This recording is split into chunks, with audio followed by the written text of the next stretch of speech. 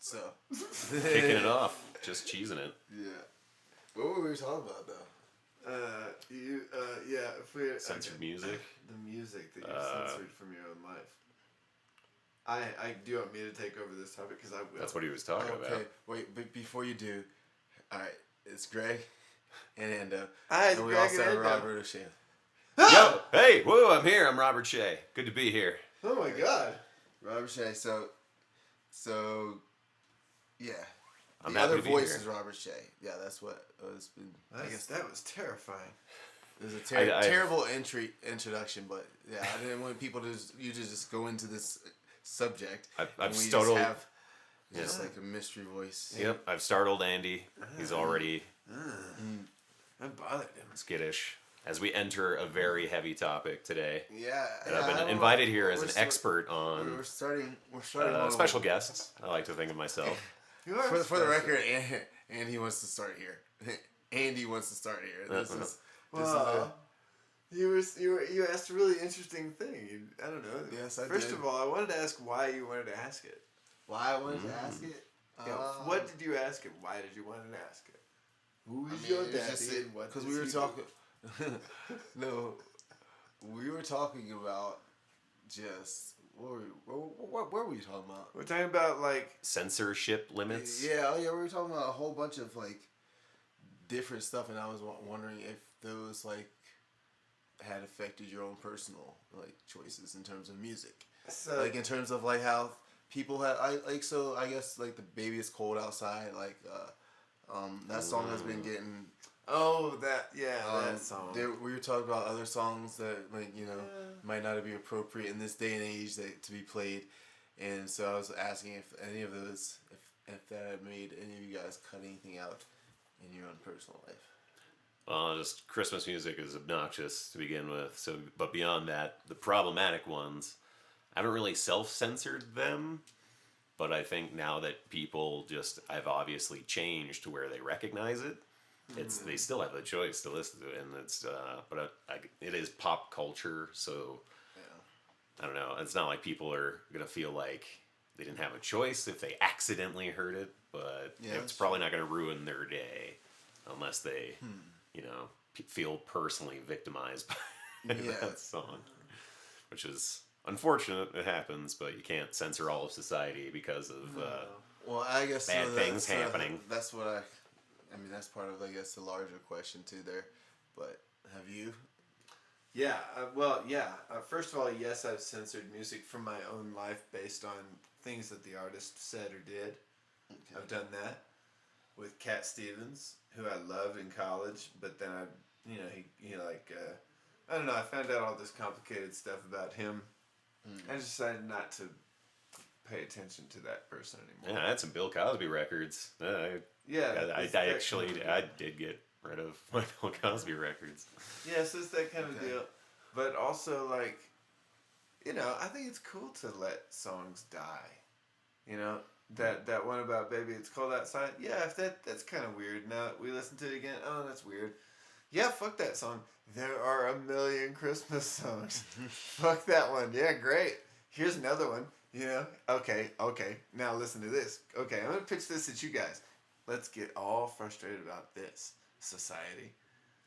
The little drummer boy, he's going around a newborn baby with a snare drum. And he's like, pum-pum-pum-pum, motherfuckers, I'm so glad to be here. And everybody's like, you're deafening a child. Please don't. This song is pro-child deafening. I mean, I guess if you want... That was his gift. Was that his gift? You took it to the farthest extreme first. Gift of song. No, it's not. No, he was also... I guess it's not the farthest extreme, but I guess that was my question. So. Did he have crutches too? But how do you... The drummer boy? Play the drums and have crutches at the same time? That seems very difficult. I'm not saying he's not talented. What if you have like positive like associations with a song that is getting like lambasted? Well, that's okay for you personally. I don't know. What's the problem there? The individual experience I'm not trying to police in any way.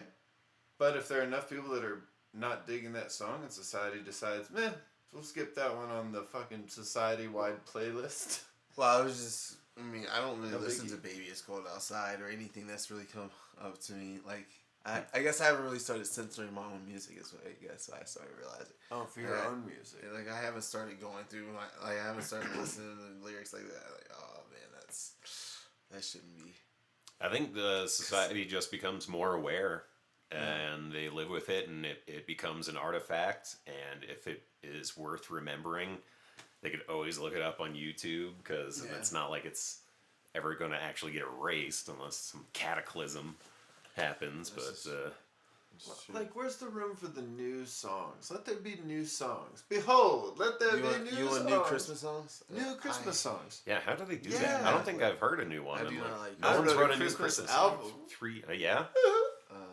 It was awesome. It's called Andy Epler's Traditional Christmas. And this is a great time of year, folks, to check that album out. It's a hilarious 3-tune EP.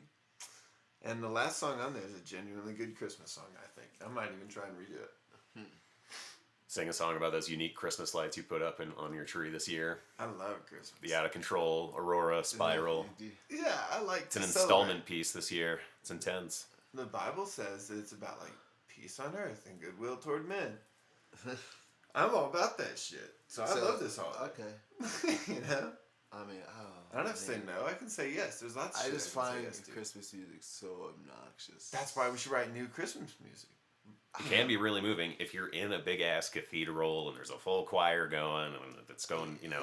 You can get into it, but otherwise, it's like all music. Yeah, though, I'm walking around Lucky's shopping for some brisket, and I just hear it's just piped in, just. Ding, ding, ding, ding, ding, ding, ding, ding. It's like, oh my god! I like it. I like it. You feel giddy for about 5 minutes, and then it's I love the giddiness. Then it's everywhere you go. I love it. Like I would rather just hear songs that have like the word Christmas in them. Mm-hmm. Ooh. It was Christmas time when I found you. Christmas time. Is that a good word lyrically? Christmas. Christmas? Yeah. Writing a Christmas song is not like really cheesy sounding. Is really tough. Oh yeah, it's like a high level task for a songwriter, I think. Oh, putting the word Christmas in there? Just writing a. Now, what rhymes with Christmas? Lots of shit. A lot of Isthmus. No, that's not a word. Mouth piss. No. We're very much looking forward to Ando's Christmas albums. Just this. It's one of his many cuts. You could do internal rhymes with Christmas, just this. Justice. So there's Amethyst. There's lots of rhymes. Amethyst. That's a good one. No. I like it. We're gonna go with mine. Christmas isn't too. Christmas isn't too hard to rhyme with, but I think it's just more of the matter of like you just can't dive into the cliches. Yeah, that's it. That's for country music. Save that for 4th of July songs. Oh my gosh! Like you got to be able to steer well away from cliches, make your own metaphors that like stand out to people. That's super tough. I think that's awesome. Just come up with a couple of good similes. It's perfect. Yeah. It's not totally cliche. Oh, the lights at the mistletoe, the presents, oh. You say, oh, everybody's reindeer. Hanging out with my family or not family or everybody's family or whatever the song is. Yeah. The fucking thing writes itself. Yeah, you get to like, I've had too much eggnog and now I get really headstrong and these things, they just go on and you yell in my ear. Like, it has to be like some sort of like, I don't know. There's some turmoil there. Gotta update it. Yeah, you gotta have it be a song about meeting a girl at a show or something like, I don't know, crazy office party or something. It can't be like who goes through a field of snow on a sleigh. Talk about it's a rare event. Stuff like I lose you in the Christmas lights and the lights on your phone. Yeah. See, there you go. Boom. Man, updated. I just think like pop it up. Bam. Yeah. Christmas songs. You just you can't sing Christmas in that cheer. Christmas holiday. Yeah, if you do that. Yeah. That's what I want. I want the jingle bells. I want those jingle. I want that. I want bling bling in the song with like the jingle bell thing. I want that happening. I want references to trees. You know what I mean? there's a good chunk of my life where all I listen to is Danny Elfman, the fucking Edward Scissorhands soundtrack shit and all that. He did some Batman stuff too. Oh yeah. Yeah, he did. I was trying to think. That is a great Christmas movie, by the way. Yeah. Oh, okay. Side quest. Favorite Christmas movie? Tis the Season. My sure. Oh man. Need time to think? No, I mean it's just not a favorite genre of movies. No. It's like no, like but not, it is a genre. No, it's like finding. It's like finding a feather in a needle stack. I bet he and I are gonna have the same favorite one. That's my guess. I wish I could write it down. I bet it's gonna be the same one. All right, someone else go. I'm just pretty easy. It's a Wonderful Life. Oh, I love that movie. I'm surprised. Yeah. It wasn't originally a Christmas movie. It came out in the summertime when it first came out, and it just happens to like end during a Christmas time because there's that a huge chunk of that movie is just the dude living his life. But I don't know. It's a classic. The old black and white version too. They made a color version. Bullshit. It's all weird. It looks like one of those photoshopped. Oh really? Like old timey photo. Yeah. Jimmy Stewart. Like CG horses are walking. What were you gonna say? Scrooged. No, Die Hard. Die Hard. Yeah. Well, Batman Returns, the second Tim Burton movie with the Penguin and fucking Catwoman. Ooh, Michelle Pfeiffer. Yeah. Boy, that got weird. And of course, Christopher Walken. Yeah, that's right. But Max Shrek. Pretty sure, yeah, that's more of a Christmas movie than Die Hard. Those are Gets my vote. Die Hard. I know. Did you think of one? What'd you go for it? Go for it. White Christmas. Oh, With Bing Crosby. Oh, yeah. Oh, yeah. Oh man, I do love that one. Have you ever performed it? Have you ever seen like the stage Danny show? Kaye. No, we watched it every year on VHS. We did. Oh, there you As a go. family. Formative That was media. that was like the one tradition that I really did enjoy. We should all smoke joints and watch that this year. And White some new Christmas. tradition, dude. Turn the White Christmas green. Yeah, Green Christmas. Cause like I love that movie. I remember thinking that's one that I would like turn on and then have on in the house instead of really sit down and watch. Yeah. Well, because that one's not too directly Christmas. It's in the Christmas season, and it has like when I was a kid, I was huge on war movies, and it has those little war scenes in there. Oh yeah. It's like it's just got all those little tidbits. Yeah. I just saw Danny Kaye. some pretty woman. Remember Danny Kaye? Yeah, Blonde performer. guy. I can't conjure an think image he's of in him. White I know it Christmas. sounds. Yeah, he is Danny Kaye. Yeah, he's like the goofy fucking sidekick to Bing Crosby. He's so funny, dude. Bing just lays him out with a few smacks, sets him right. Danny, you're gonna act right. Well, he is always like, straighten up, man. Bing Crosby has the most amazing Danny Kaye's a little voice. disheveled. Oh yeah. They have different voices. Like Bing Crosby has like the smoothest voice ever. Oh, it's like, I think it's like a baritone-ish. Like, correct me if I'm wrong, but I believe he is a well-known family beater. I believe that's true of Bing Crosby. I've heard he has a problematic family history, which I believe not like I have that's to true. self-censor all the Bing Crosby I listen to. I do have. I accidentally Yeah, have so him on a that's lot of kind the vinyl. question. That's kind of what I was getting to. It's like, oh I man, believe I'm that watching that's White true. Christmas. Fuck y'all. Yeah, yeah. See, once you It's like- look in everyone's past. Old Bing Crosby, I don't know. I mean, maybe it'd be worth a Google search. I left my phone in the other room, but I believe that that's true. Crosby, it's cold I'm outside. not even looking it up. Nope. Y'all not gonna darken my Christmas. Not gonna be like a morally gray Christmas. No. Greg is gonna enjoy his movie and tradition and style. Good. There's just some things, man, you can't just take that from. I'm not trying to take it away. I'm trying No, to ask the question no, that you were asking about that in a different medium. No, I don't listen to Cat Stevens anymore. I'm semi-joking there because, to be honest, like, I don't know anything about Bing Crosby. Yeah, I know. Except for It's an old like, ass I had movie. to look. I had to look up that he was in the movie. Yeah. I think it's Bing Crosby and Danny Kaye, and I fucking love Danny Kaye. Let's do an It's from episode 70 years ago. I Come on. got a fucking great idea. The movie was made in 1954, I think. Oh, That's Stan Lee. Is that your Stan Lee impression? Rest in peace. We should get together and watch an old Danny Kaye movie and see what you think and see what I think after the fact. We can all... Danny Kaye. Dude, I think I only know him from released- the Fallout they video released- game soundtrack. Sings a couple songs. Dude, This has to be the worst marketing ever. So, guess what date they released White Christmas? Okay. Worst marketing ever. Just May 1st. January 16th. Very close. What? January 1st, 1954. Why would you release this movie January 1st? White Christmas. White Christmas.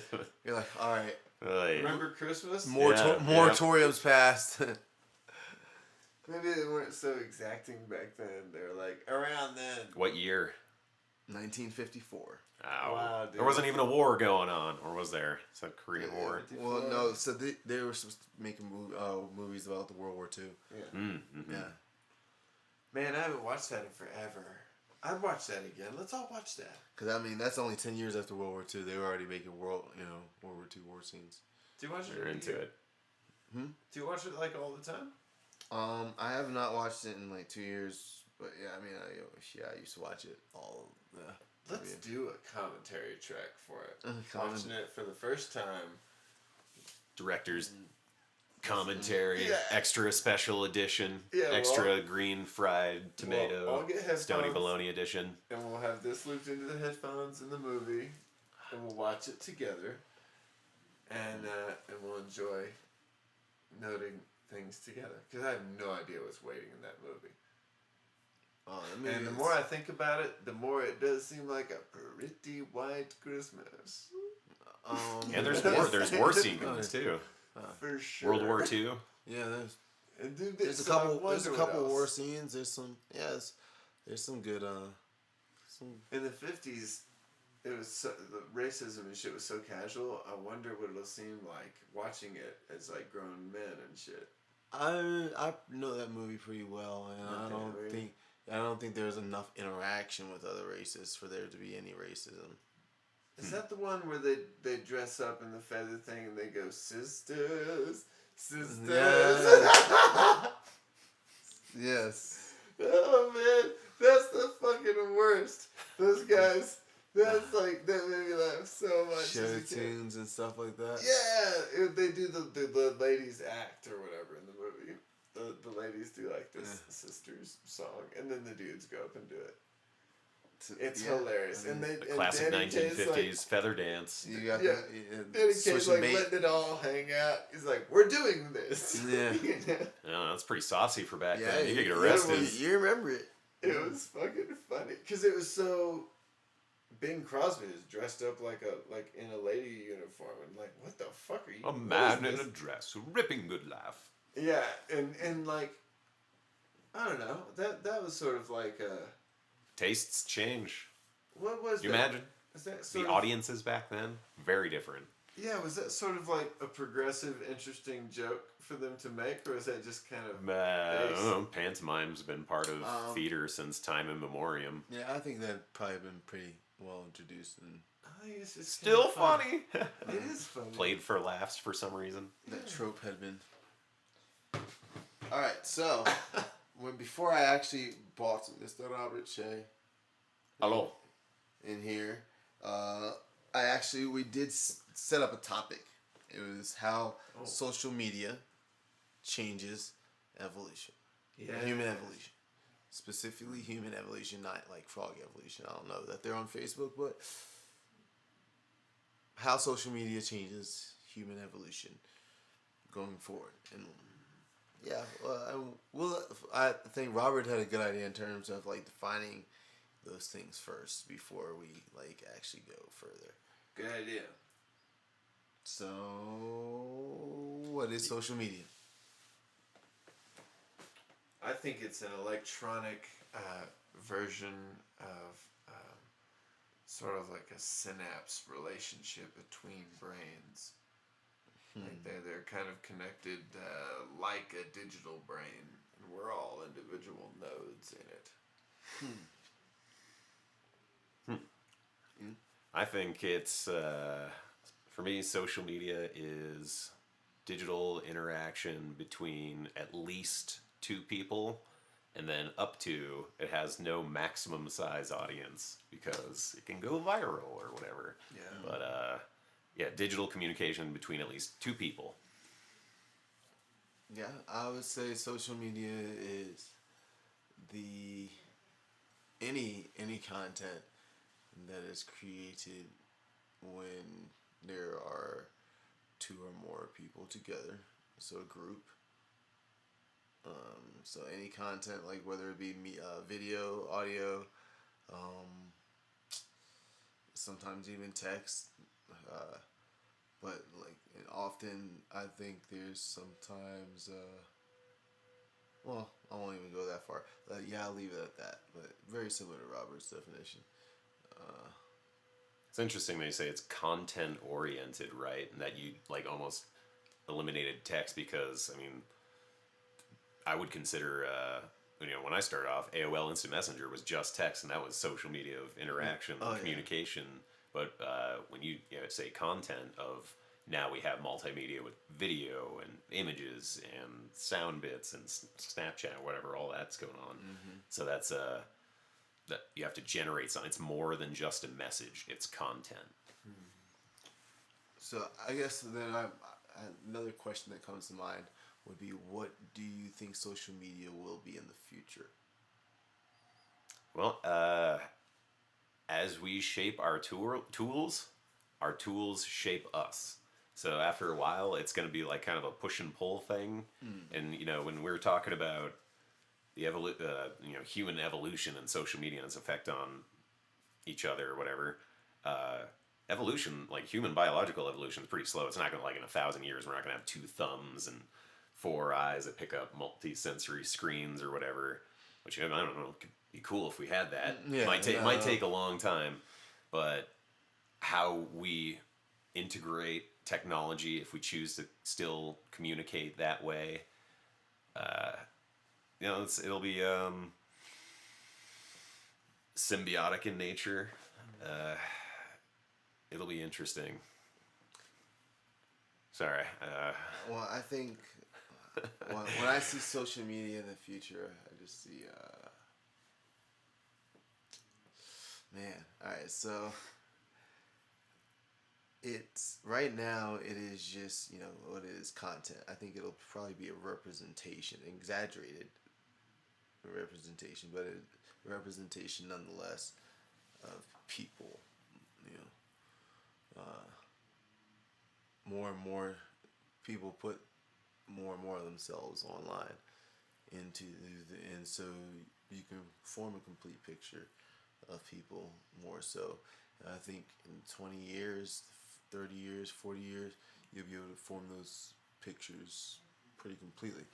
But that being said, it'll probably take, like you said, human evolution is slow. So for that, that'll happen. But what happens with that will probably it'll take some time. We'll leave behind a digital residue of us, our digital selves, our avatars, our information that's out there. Well, and how we raise our Then children is going to be if you're raising your children to interact a lot online and put so much online, then more and more, that carries over generation to generation. They keep raising their children that way. Keep raising, unless there's something that causes a break. Technology does kind of break biology because when we go back to strict evolutionary terms, what helps us survive and what is like a reward center in our brain, and does technology help us do that?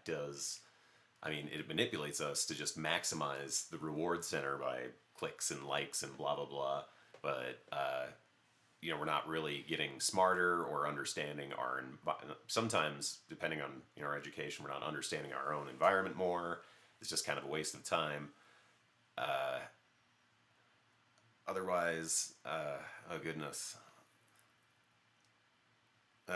Sorry, come back to me. I bit off more than I could chew thinking about that. The future of social media, I believe, is going to be some version of the hive mind, where we all are idea and we ingest information and kind of output ideas.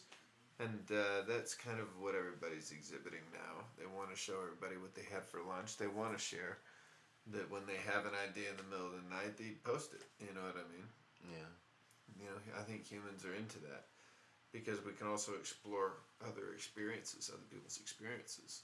We've explored all the land that we want to explore. You know, there's still some places maybe we haven't drilled or whatever, but like the real places a normal person can explore now is kind of a window in other people's experiences. What percentage of people would you say that want to share that kind of stuff? That want to be like, that want to be very present? If everybody had the ability to have the internet and it was a normal part of their lives, I believe 80% of people are going to want to use it to share on social media. Because it comes with a feeling of significance. You're leaving a trail, a digital trail of yourself, a little breadcrumb trail of existence. Like, I was here. I ate a lunch. I saw a sunset, you know. You know, you know, a lot of people feel insignificant, like they die, and it was, you know, the world maybe didn't even notice. You know, what's the evidence? The world at large, I mean. Another question, how does it affect celebrity? Because right now, that people are able to get famous faster than they ever were before. But Like Cash Me Outside Girl. yeah, in the future though, I mean, that bubble has to burst at some point, right? Yeah. Like, can't you only have so many famous people before you just have like people? Yeah. Yep. That's a hive mind idea. Well, and then their identity would be pretty much have like stock value, and their daily wealth would change depending on how many followers and what kind of influence has. Yeah, probably be calculated. I mean, there's already things. Have you ever met anyone who calls himself an influencer? Those people are social media scum. I think it's the Q score that determines what your influence is in that realm. I think a Q score. Huh? Yeah. Like poll. That's creepy. So the idea of it's like something that the Chinese government would give your phone. Well, that already exists. I know it already exists in terms of yeah. So the Q score, I'm just reading off Google after typing in Q score. So this is the source. What's the Q score? Cue it up for me.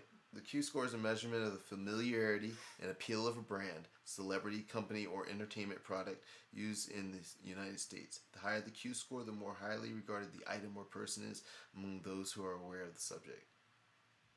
Okay, mine is 0 point something. Yeah, it's like survey awareness on any given topic or name for supermarket research. 0.0. Well, like it's so pretty much it takes into account like the endorsements you have, where you're seen, how often you're seen. Like, I thought it was like big many, data. Like, do you have any friends? You know, like 5 people. Your score is like 0.00028. No, this is more like for big fish, like for like people who play on a sports team or something like that. This is how like companies determine if they're gonna use you as an endorsement of their product. Oh, cool. Okay. Mm-hmm. But it's used for that right now. But all things like that are used in small samples until they realize that it can be used for other things.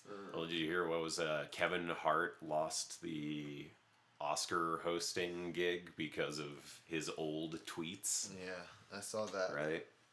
There's something for you. Digging up old stuff. You're talking about leaving a digital trail. Yeah. That happens. It can and will be used against you, sir. No, I follow in sports ways you don't even know. That's probably right. I follow sports very closely, and there's been a trend of, like, so anytime someone wins an award or like is doing well, especially in baseball for a while, there is people would just go and dig on their Twitter and just bring out their old, homophobic or racist tweets, straight up locker room talk, and just post it all over Twitter, and it would become the trending topic, and these people would have to go, and I apologize for what I did, and yeah, but that's been just the other day the Heisman winner, he had some old tweets from when he was like 15 years old, some homophobic tweets, and so he had to go and apologize for those.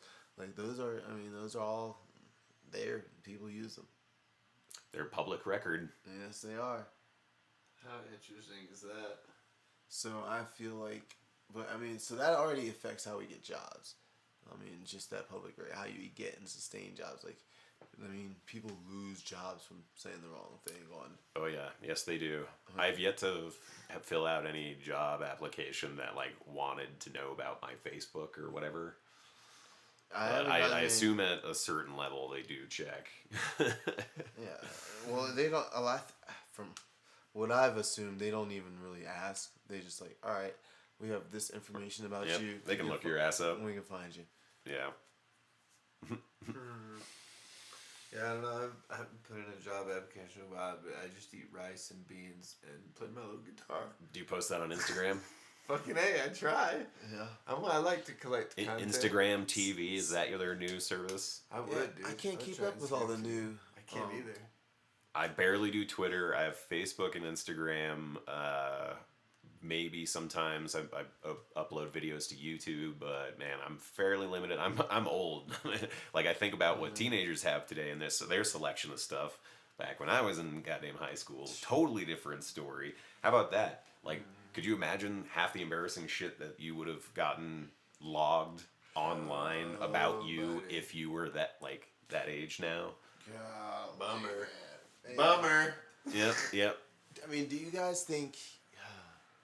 That wasn't that long ago. 15 years. That was my hardcore religious phase. Do you guys think humans will start to resort to transplants to start keeping up with technology?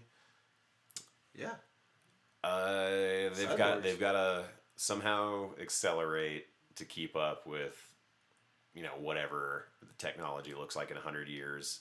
But I think from what I've seen of embedded technology and biohackers and stuff like that, the human body is still incredibly resistant to any foreign objects put into it. So putting a hard drive in your brain or any other getting some Wolverine claws, yeah, you'd probably die of an infection.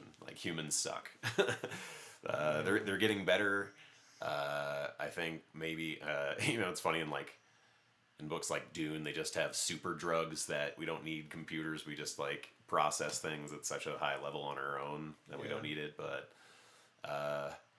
we'll see. They'd have to have some kind of miracle breakthrough to bridge the gap because it's so hard. And we're definitely not our biology is not keeping up with the advancement of technology. Technology doubles its speed nearly every year. Still, I forget what they call that, but and that's what I've heard is we haven't. The singularity. I'm just getting older. Humans themselves are not compatible interfaces for technology, and that we would have to find they'd have to, like you said, some breakthrough in order to allow for that interaction. Oh yeah, man. We're still the user. We're still the user of technology. Yeah. I think humanity will choose to ingest technology, so to speak. I think that we'll take the injection or whatever it is. World technology ingests humans. Because what it is you're not running the technology in your brain. You run it in your atmosphere. That's where the technology lives and runs.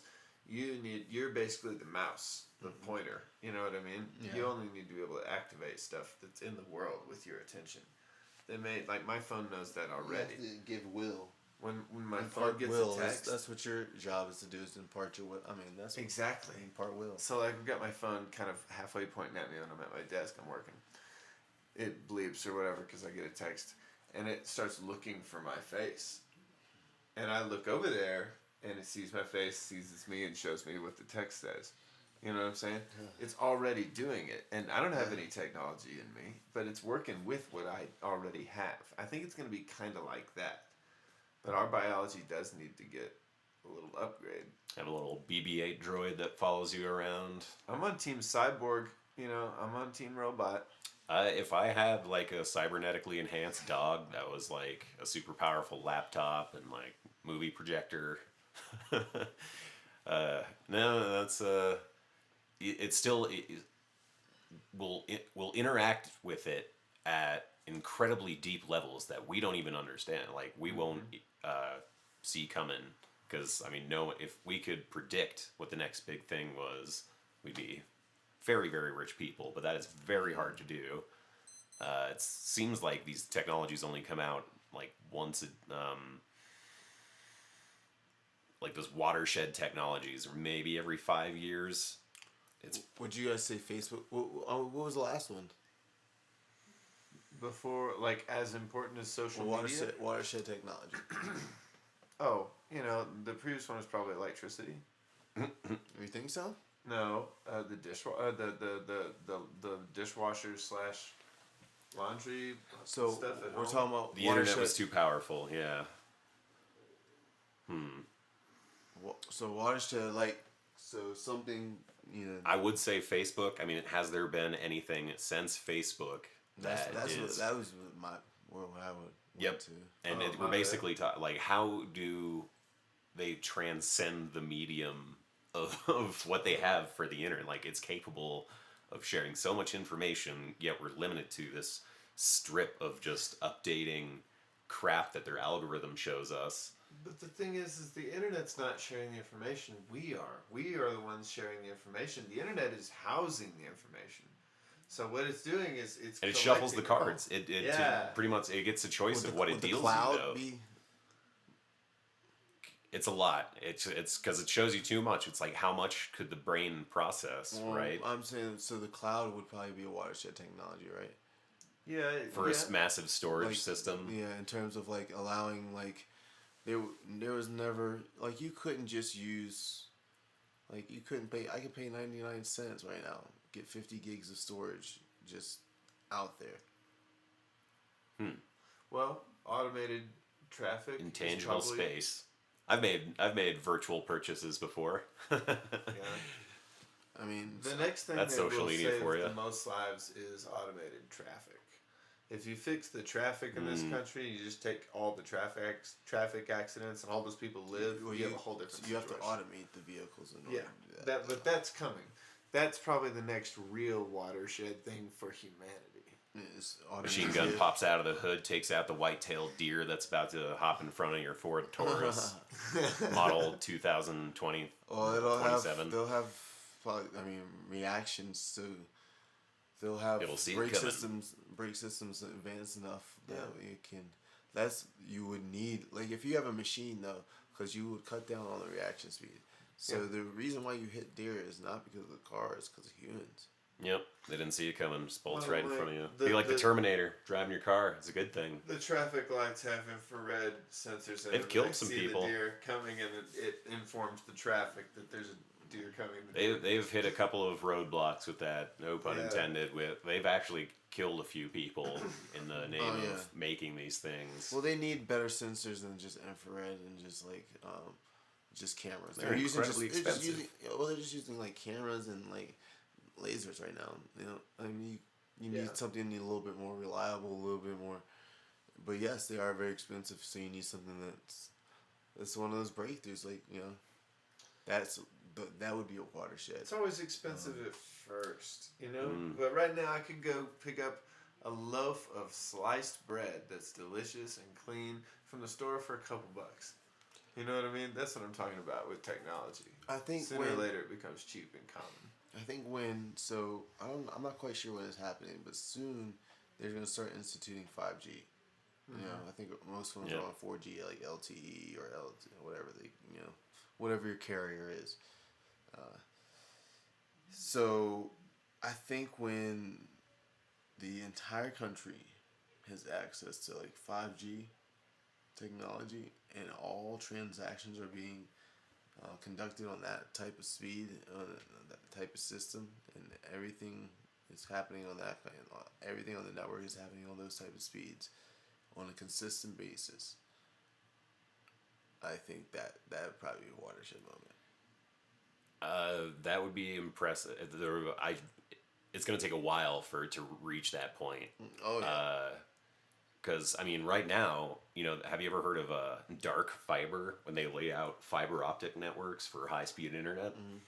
So dark fiber is the unlit up stuff. So they lay it out there and it's just deactivated, Right. and they don't do fuck all with it, and it just sits there because they want to be greedy assholes and hold on to the rights of like how it all goes. And you'd be amazed of what kind of networks are out there reaching through the state, and like it's the reason why Google Fiber hasn't really reached in Colorado. They're pretty interesting maps. It's cool. They run next to like railroads, and it's a whole public land issue.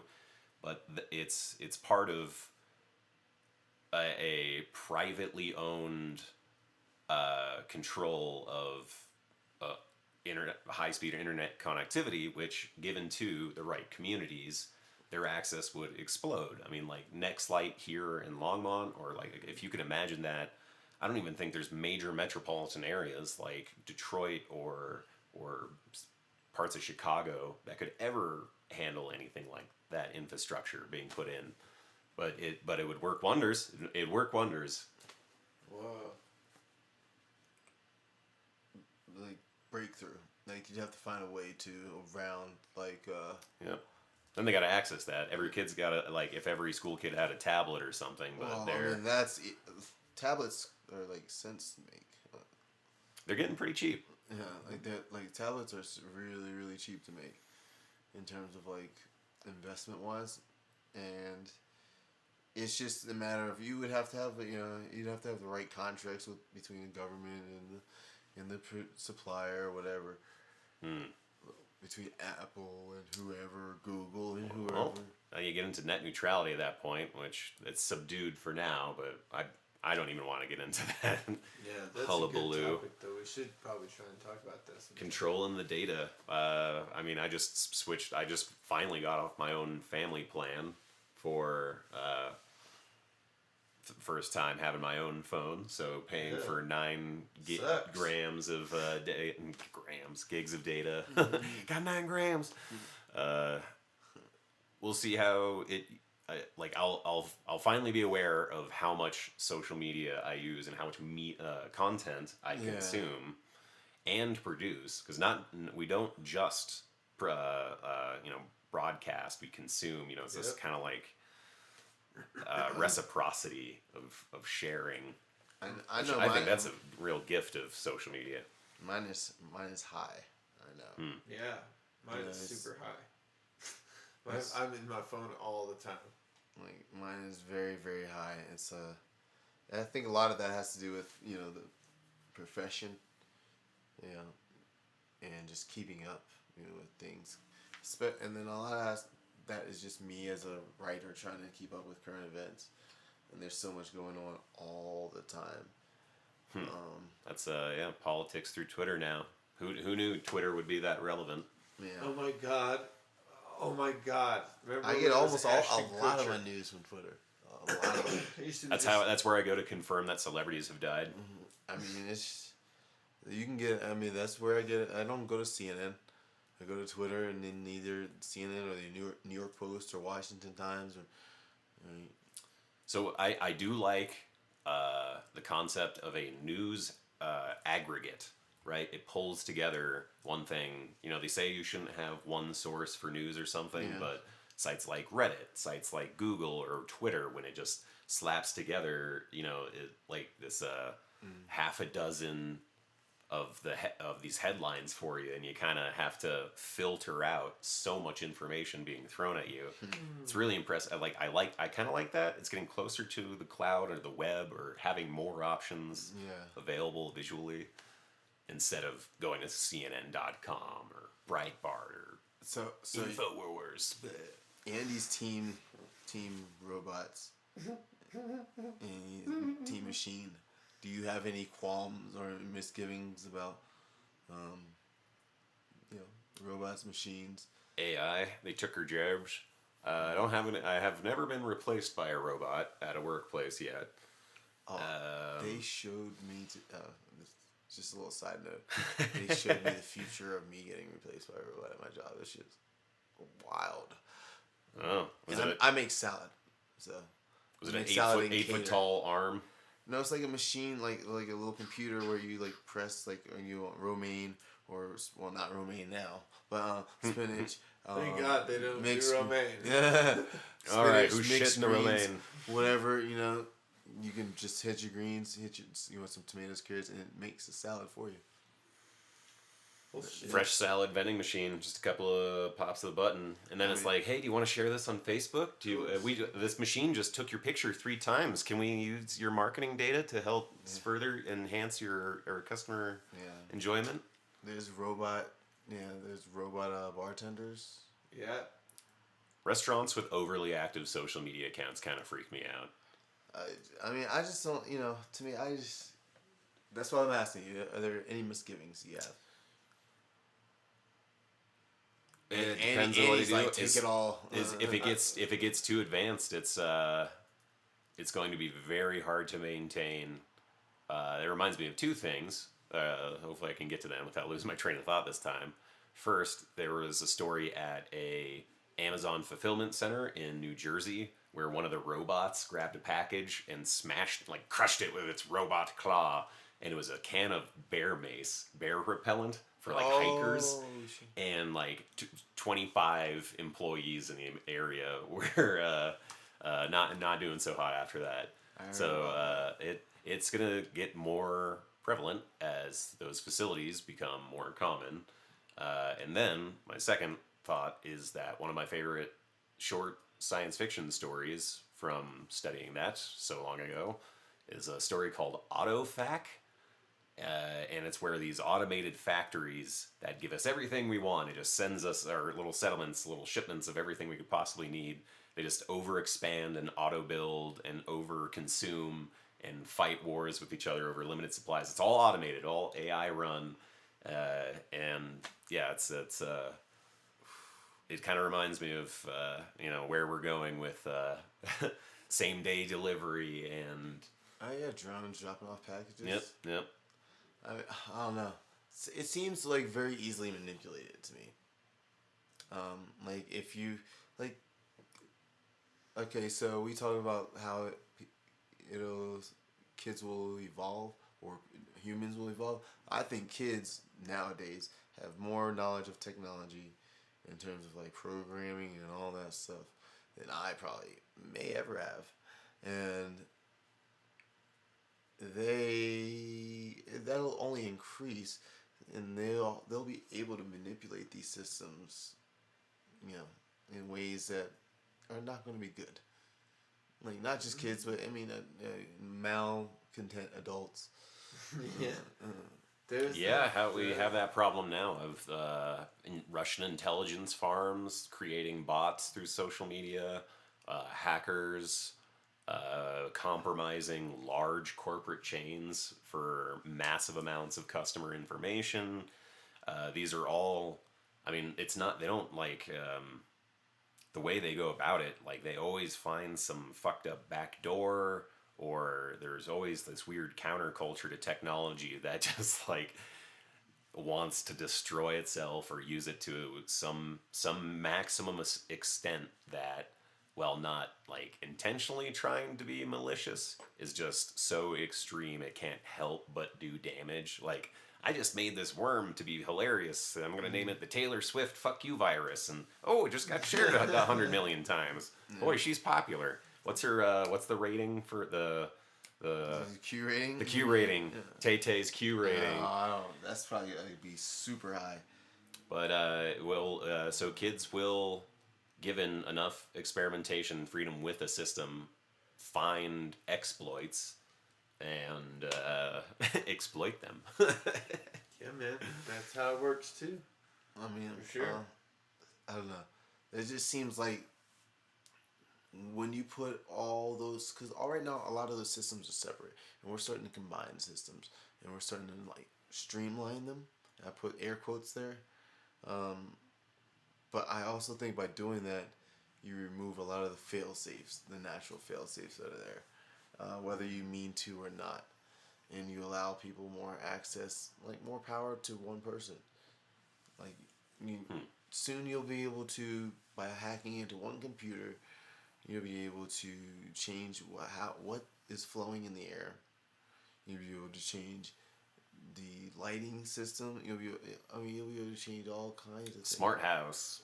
Yeah, I mean, Alexa, turn the lights down. A lot of industry buildings are already built like that, and houses are increasingly being built like that. Alexa, play Despacito. And like, there's already things where you can, like, people can, where stuff can be introduced into an air in mass. Where where I'm talking about, like, chemicals, whether it be like,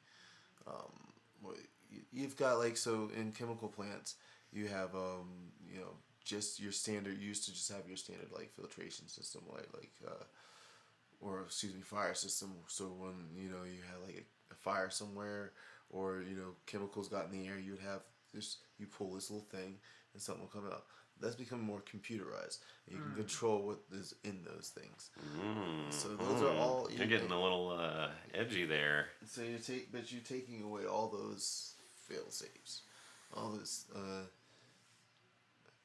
That's, I mean. Yeah, if one company holds all the keys, what happens when that company gets compromised? Yeah, one person gets to slide in and change all the, you change all the digital. Money's so much increasingly digital, and I'm not talking about Bitcoin. I'm talking about, like, the way we keep PayPal. our ledgers. But by insurance, just the ledgers we money. have. Our ledgers are not as secure as Bitcoin, like our bank ledgers. Like, like, as soon as those start getting manipulated, it messes with a lot more than just, like, the rich people stuff. Can you put Bitcoin on your taxes? Oh, definitely, right? For sure, they've got away from. Well, you can claim, like, you have to claim on your taxes what you make investment wise. Yeah, but you just convert it to dollars. I bet you. But you don't, like, there's not, you don't put the unit but Bitcoin down. I guess that's what I was saying. If it's useful to human society, it will be used and developed and refined until its maximum utilitarian value is found, and then it'll probably run its course, and then something better will come along, because that's just how capitalism and innovation has tended to work throughout the 20th century, from the post-industrial age to the information age. And simultaneously with its utilitarian, like, value, isn't usually the military and authoritarian I guess limits of it being exploited, usually with any, like, I guess with any technology, I feel like. So with religion, with anything, while the utilitarian part is going, there's also probably an equal, if not greater, military and authoritarian, in terms of, like oversight, government, like, type of usage. And those, like, that always, I guess those are the things that interest me, in terms of, like, you have if you are creative enough, if your imagination runs wild, like I just talked to you about the vent systems, but all the, like, that's just one scenario. There's so many things that can be done, just as things go digital or get, or more computer assisted, and so that I think that can change, like, I would think that would change the way humans operate in some way, more than just the, we lost some money. I don't know. We've been talking for some time, though. We don't have to go forever. We're gonna wrap things up a little bit. Good episode. Interesting episode. Yeah. I like the talk. Where can I go? What some pinning points in there? Fear authoritarian governments with technocratic control. Yeah, that's for sure. Don't live in fear. Don't live in fear. Be aware. Be aware. Don't be underwear, but wear underwear if you feel moved to. I think that's if that's Read a book, unplug, go take a walk. Yeah, don't give all your information away to. Have a meal that you don't take a picture of. Yeah. Use like, what is it? The private browser. Yeah. Incognito mode. Yeah, especially when you're in the library. Don't just leave your information laying around. That stuff's important. Yep. Yeah. Groovy. Well, thanks for inviting me into the chat. Yeah. Coming. Robert, you're so awesome. You're such a good dude. And actually, Robert, come over here. Ando. Come over here and talk to me for a minute. Hey, Robert. Leaning into it. You're a good dude.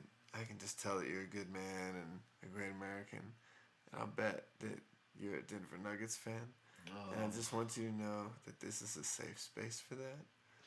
And that, our friend here, Greg, he's going to have some shit to say about that. But I just want you to know that it's okay to be a Denver Nuggets fan. All right, thank you. Thank you for creating the space. All right. It's okay to be a Denver Nuggets fan. Yeah, it's okay to be, whatever fan you want, but it doesn't mean you're going to be a winning fan. And that's just the truth of it. Yeah. I just want you guys to know, in the history of the NBA, the Denver Nuggets have 0 NBA championships, and the Los Angeles Lakers have 16. You guys, this has been the Late Weekend Show. My name is Greg. My name's Ando. And then this is Robert. You guys have a great weekend, Monday, Tuesday, whenever you're listening to this. Enjoy. Peace. Sleep.